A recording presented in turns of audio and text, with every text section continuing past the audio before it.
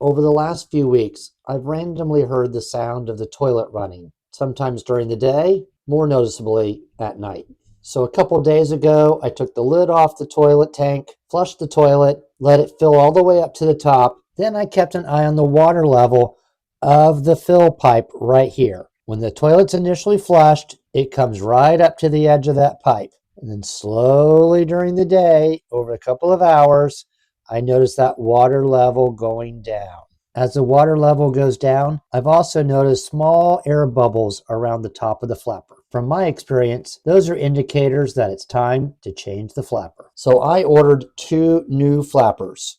My reasoning for ordering 2 is from my experience, when one toilet starts leaking around the flapper, it means the other one's going to be doing it soon thereafter. These flappers are generic and used across multiple brands. This is an American Standard toilet. One thing to be mindful of is the size of the flapper that you need. This particular toilet uses a 2-inch flapper.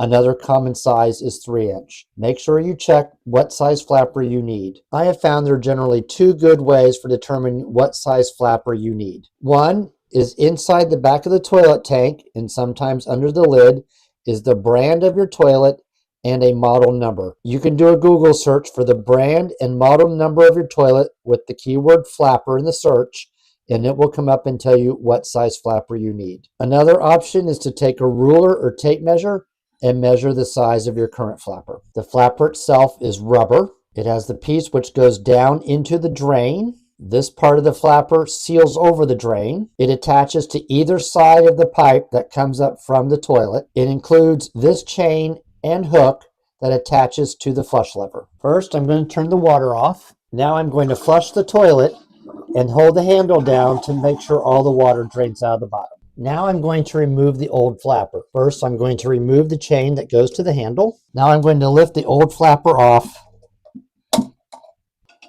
and pull it out. This flapper has hardened over time. It's probably one of the reasons why it's now leaking. All right, let's insert the new flapper. The old flapper lifted off the hooks. This one, it will slide over. Line that up, slide that on, slide the other side onto its hook. That looks good.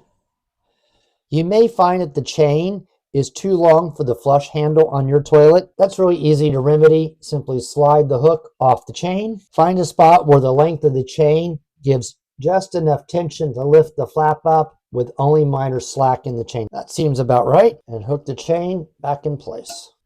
Give that a test. Turn the water back on. Watch as the water fills back up. See if it comes to the spot that you're wanting it to level out to. Very nice. All right, let's give it a test flush. The flapper lifted up and dropped back down just as it should. The tank is refilling. The flapper seems to be installed correctly. It is completely covering the drain pipe. The chain has good tension on it. Not too loose, not too tight. It's flushing correctly. I'm calling this a successful install. I'll keep an eye and an ear out over the next few days just to make sure I don't hear any more random running of the water. If I do, I'll know to look for other issues. But right now, I think we have success. I hope this flapper works as well for you as it does for me.